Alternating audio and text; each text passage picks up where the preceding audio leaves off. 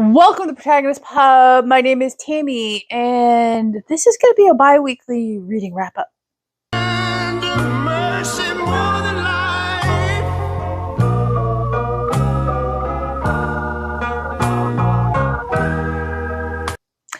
So, today is the 9th of June, and I am getting a lot of reading done, and right up until the weekend, the first weekend of June, I hadn't finished anything, but I've been reading very consistently and very,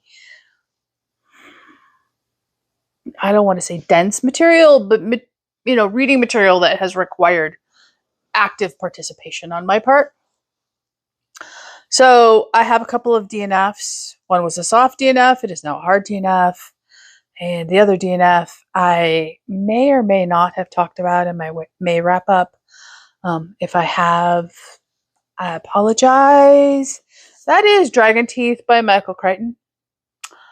I first picked this up on KU. My library had it, so I grabbed a hard copy. This was for June on the Range, and this was published after his death. Now that I think about it, I think I have talked about this, so I'm going to be brief.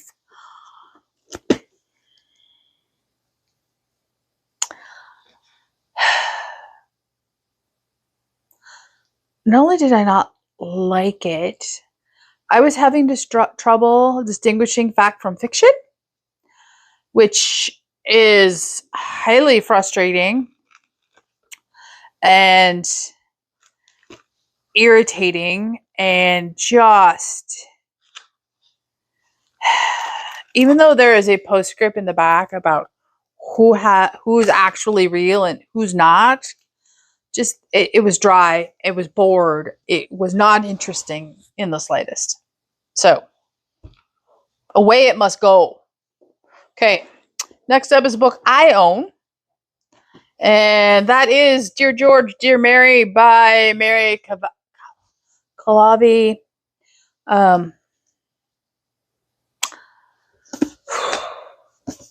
This was a soft DNF a couple years ago.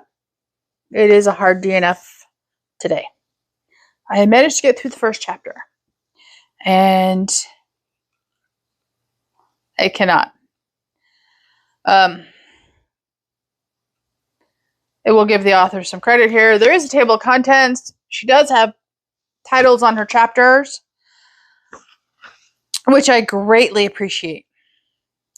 However, the writing style is not for me.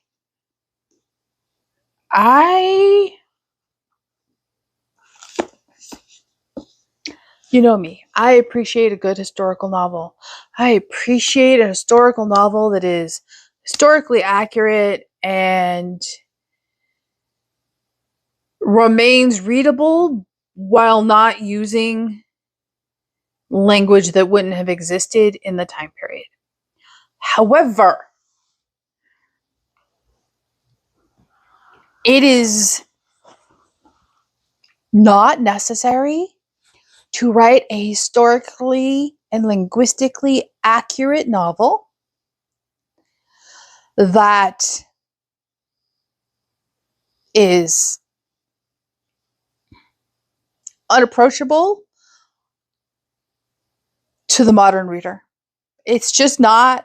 It's not. And this is just a novel designed to show off how intelligent the author thinks she is. And it is pretentious. It is stilted. It is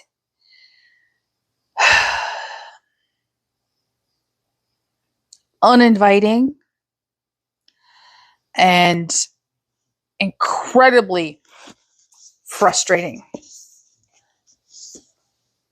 This is a fiction book that would have worked better in a non-fiction style. Not style. It would have worked better as non-fiction. The author was a journalist, and you cannot help but hear the journalistic overtones in the fiction writing. And that first chapter is just so off-putting.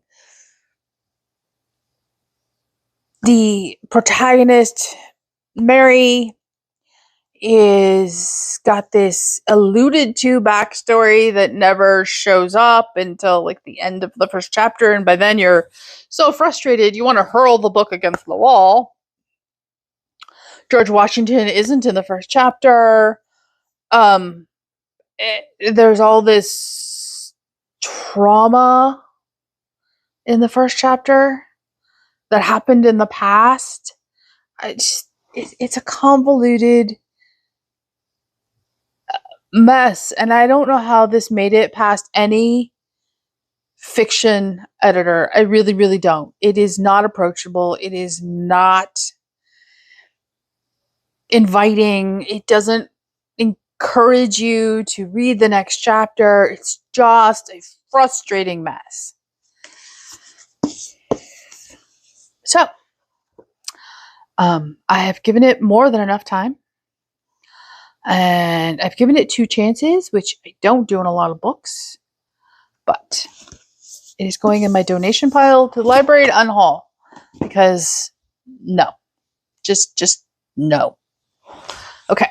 So what have I finished? I have finished 3 books. And I finished them consecutively, like one after another. So, first up would be the book I buddy read with Alma this month. That is The Book of Lost Names by Christian Harmel. This is World War II historical fiction. I say historical fiction. It's really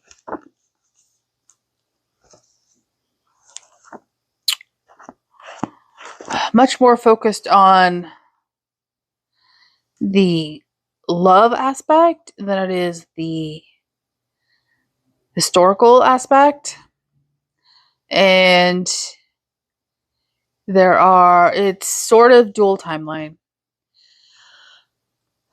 Present day and 1942 starts the historical timeline. And our heroine is the same in both timelines. Is a Parisian Polish Jew living in Paris, and her father is rounded up by the Nazis in the first very large purge of Jews in Paris after it's been occupied. And by sheer luck, Eva and her mother are not at home at the time this happens, and so they are not included in the roundup.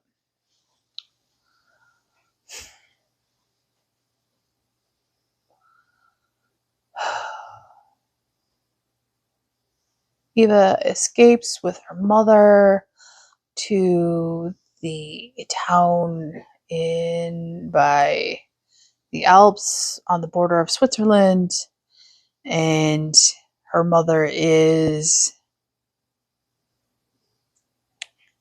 very scared. Understandably so. Don't get me wrong, her mother is understandably scared about what's going on in Paris, where her husband is. But she takes all of that fear and angst and, terror and turns it on her daughter. And she is a very bitter, judgmental character throughout the entire book. And it probably affected me more so because I have girlfriends at the moment going through stuff with their mothers and all of that angst and guilt and baggage that comes with that. So I was probably a little more sensitive to it than I would have been normally. And very early on in the book, had I not buddy read this with Alma, this would have been enough for me to DNF the book, by the way. One of the very early minor side characters in the book uses the term papist. It appears more than once. I am at a loss, given the sensitivity of modern publishers to slurs. This was published in 2020. Why the Catholic slur continues to make it through publishing houses as if it's just fine. I'm sorry, it is not fine. And it's incredibly frustrating. And it's incredibly rude.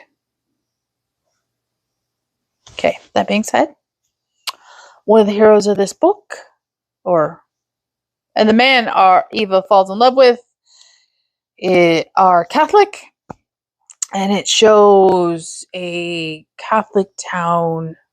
Pretty safe to assume most of the citizens in that town are Catholic, or at least involved. Eva forges documents with the man she loves, who is Remy. For the children, they are smuggling out of France into Switzerland. And the townspeople are all over this very small village, are hiding children to do this. So there is a very large resistance network. And all that was, I didn't know about the forgery aspect. Obviously, I knew forgery occurred, but the details of it are in here. I enjoyed that part. However, I enjoyed the present day timeline more, and there are only brief glimpses of it, because the historical timeline, you have the bitterness of Eva's mother, you have the self-doubt and naivete of Eva herself, you have some pretty hard to believe scenarios that occur, and it skips broad periods of time in which I am sure a lot of things happen, but they're never discussed. Like, eventually Eva makes it across the border into Switzerland, only to learn once she's there that her mother didn't escape and has been captured and is in prison. And so what does Eva do when she has custody of, young children she's supposed to escort into Switzerland? She sends them on their way on their own, and she and Remy have a night together, and then she slips back into France to go to the prison to save her mother.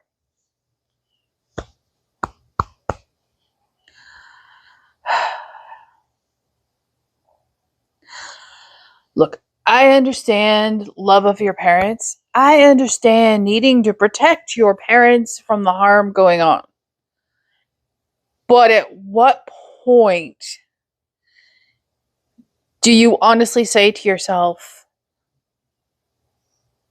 I have 4 young children in an incredibly dangerous situation in the dead of winter,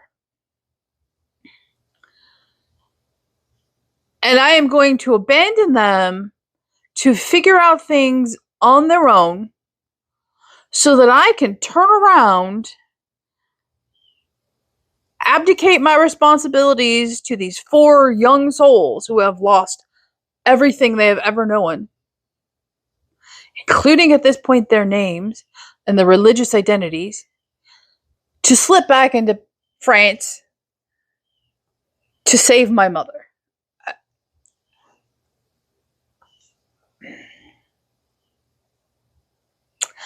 I had very big issues with that. Incredibly big issues with that decision. And then the next biggest issue I had is that you never find out what happened to any of the kids. Not the kids in the Book of Lost Names, not the 4 kids Eva was personally escorting, allegedly, in theory, across the border into Switzerland, into safekeeping. They're just immediately forgotten about. None of those children, and there's some 200 odd children, she gets, listed in the Book of Lost Names and are ever discussed again.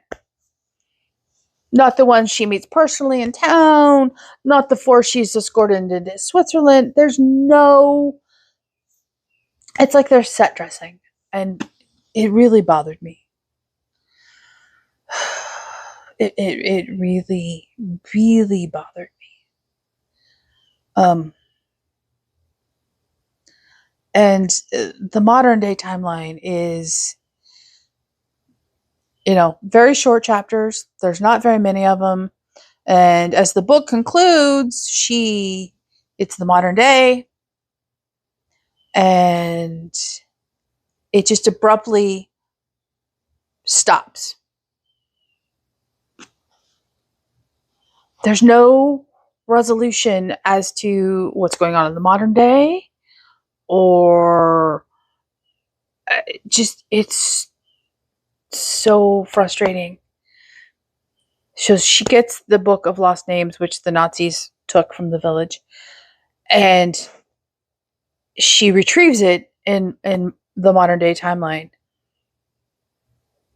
But there's no children coming forward. There's no, did any of them survive? There's nothing. So what was the point of this entire book?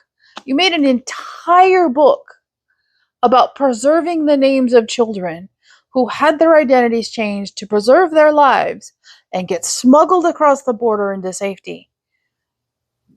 And then they're not discussed. I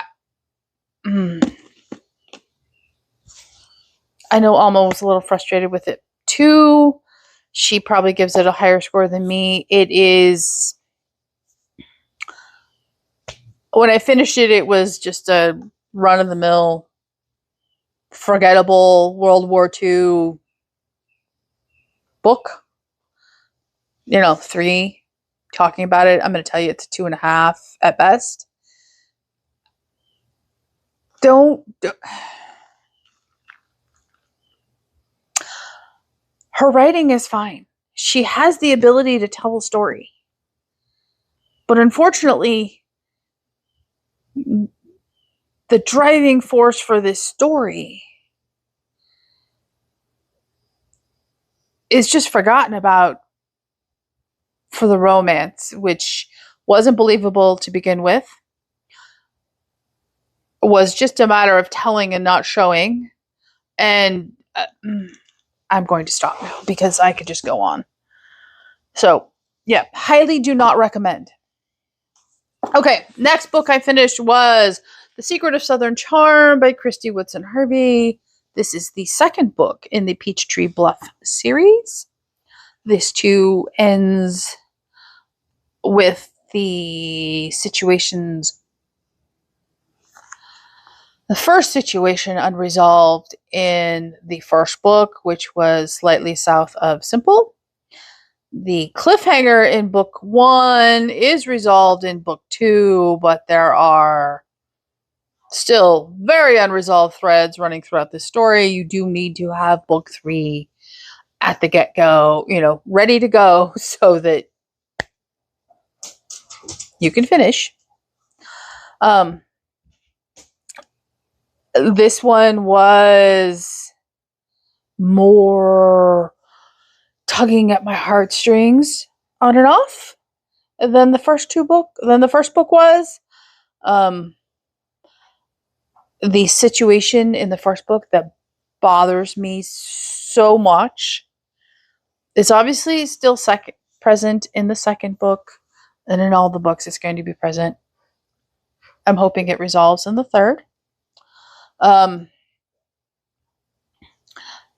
the consequences are beginning to come home to roost. So I can't say too much about it because I will spoil the book, which is not something I want to do because it is just a beautiful story.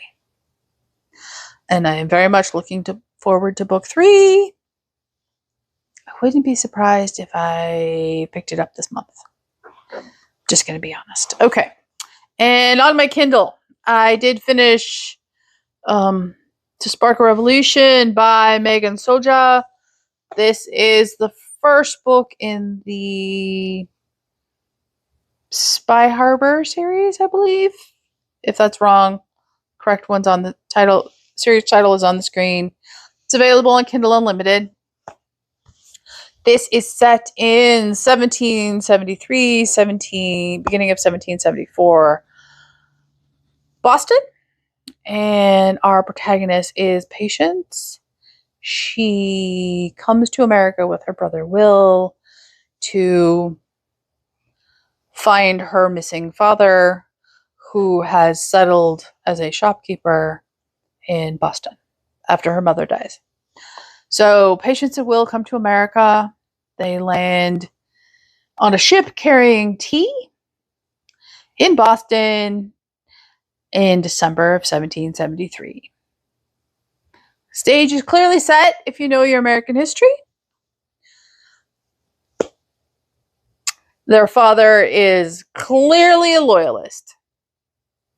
And our male hero in the book is Josiah. And on the day that Patience and Will land, Josiah reports unknowingly Patience's father to the Sons of Liberty as a shop to be boycotted because he continues to openly and proudly sell English tea. All the steps are in place. Now, I've heard from readers I trust that they found this one a little too light and fluffy. I did not have that reaction at all. I actually found there was a lot of depth in the characters. There was depth in the story. There were great moments of faith in this book. And it's really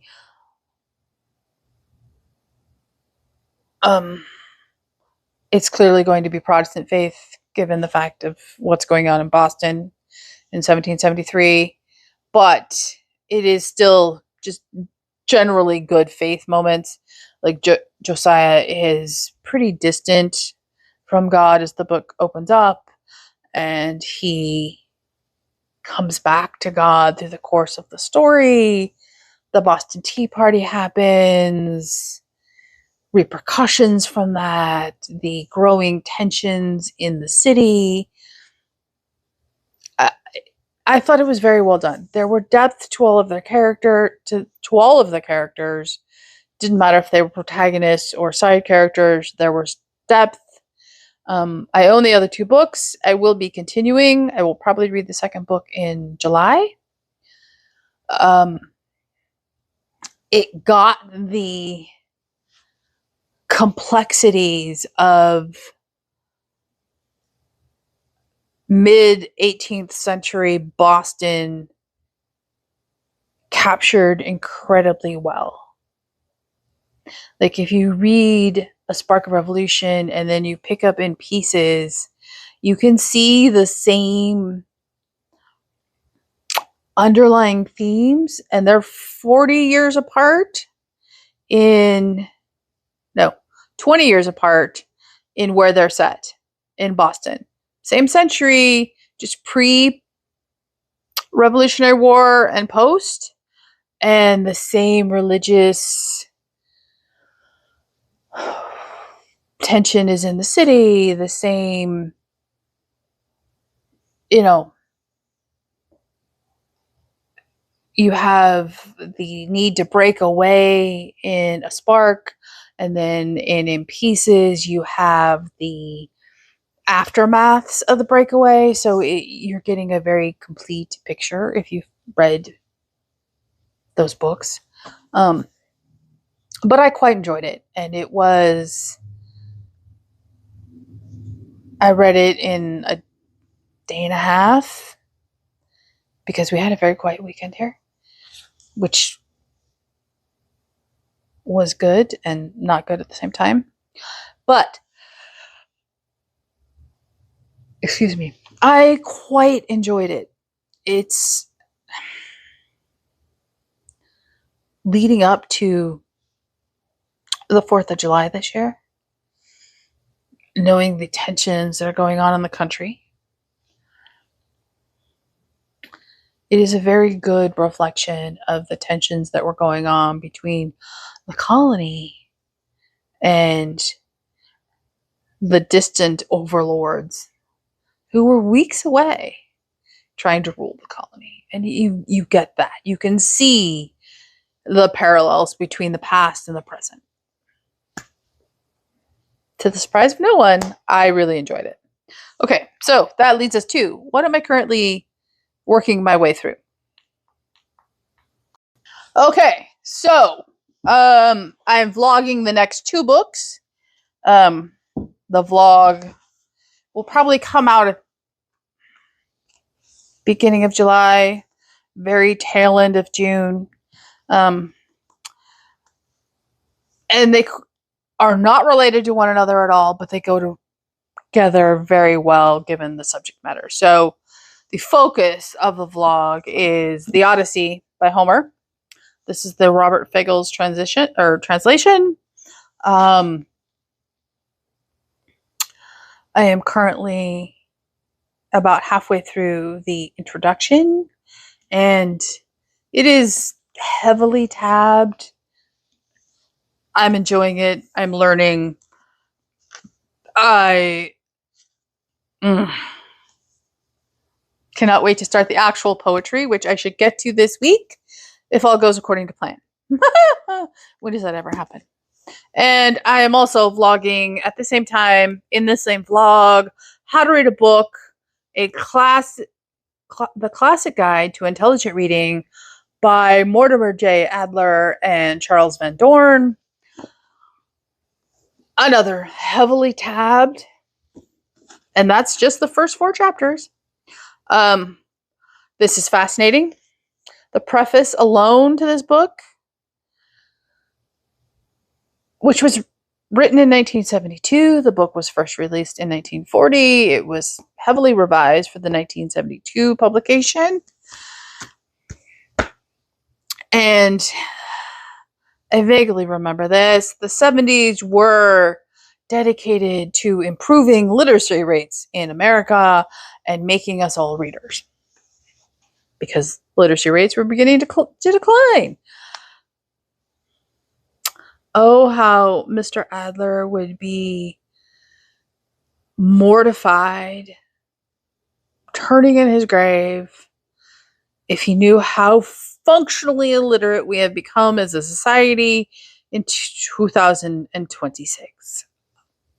Just, this book is fascinating. I am enjoying it immensely. I highly, highly recommend this.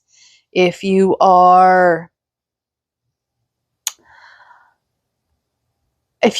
just want to improve your overall reading, if you are a homeschooling mother, parent who needs to ensure that your children are not functionally illiterate by the time they leave your educational hands, or if you're an adult and you are wanting to delve deeper into classics or the more challenging literature that is out there and you want to read deeper, or you read a lot of nonfiction and you want to get the most out of it, I highly, highly recommend this book. That is 4 chapters in, and I'm telling you right now, I cannot say enough good things about this book. It's amazing. It is truly amazing.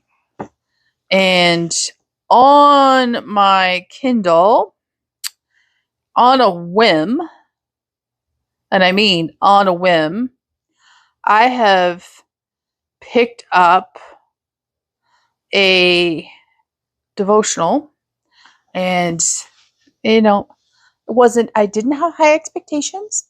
I knew nothing about the author, but it was on Kindle Unlimited. It was worth trying, at least.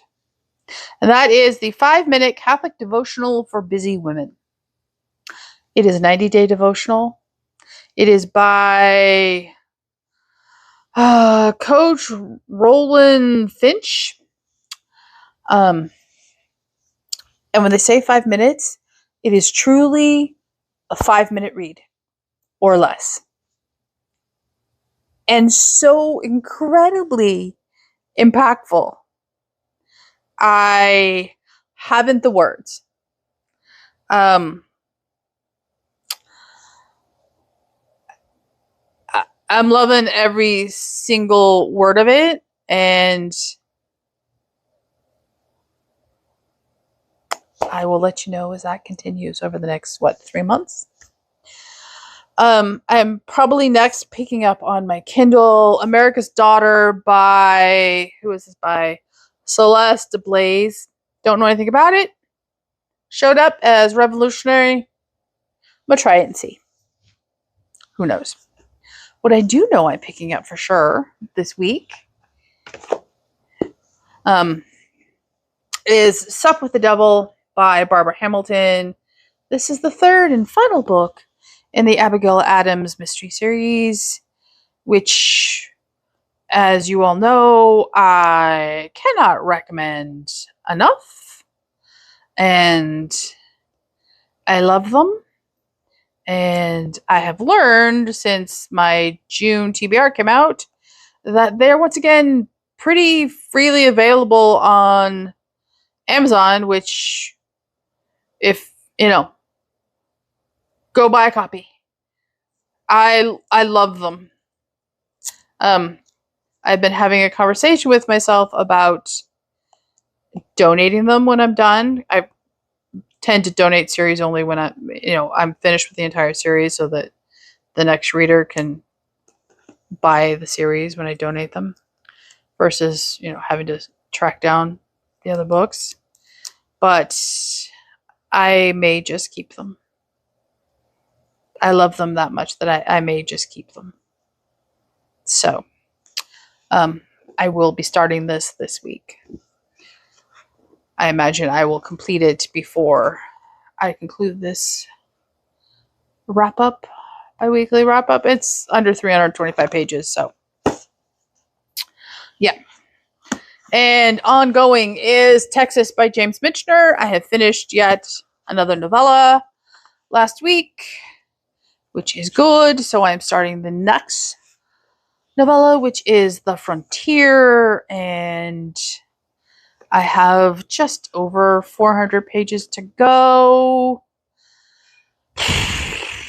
435 odd pages to go. So I should be able to finish this in June. This is definite June on the Range book. And I'm absolutely loving it. I really am. So I have The Frontier, which is what I'm going to read. Then The Town, The Invaders, and Power and Change. So it is fascinating. I love everything about this book. And okay, so that is everything. Not everything. Also starting The Practice of the Presence of God by Brother Lawrence. The Ascension Catholic Classics podcast began yesterday, which was the 8th. I'm a day behind, but I will catch up today. And I am immensely looking forward to this. I know how impactful it has been for every reader that has read it. So we shall see what I think. And I do have one unexpected purchase because I couldn't help myself. No one's going to be surprised. That is A Founding Mother by Stephanie Dre and Laura Kamoe. I have read the prologue, and by the beginning of the second page, I was sobbing. Literally sobbing. The chances are I'm probably going to save this for July. But, just so good. Okay. So that is everything so far for the first week of June. I will let you know how the second week of June goes.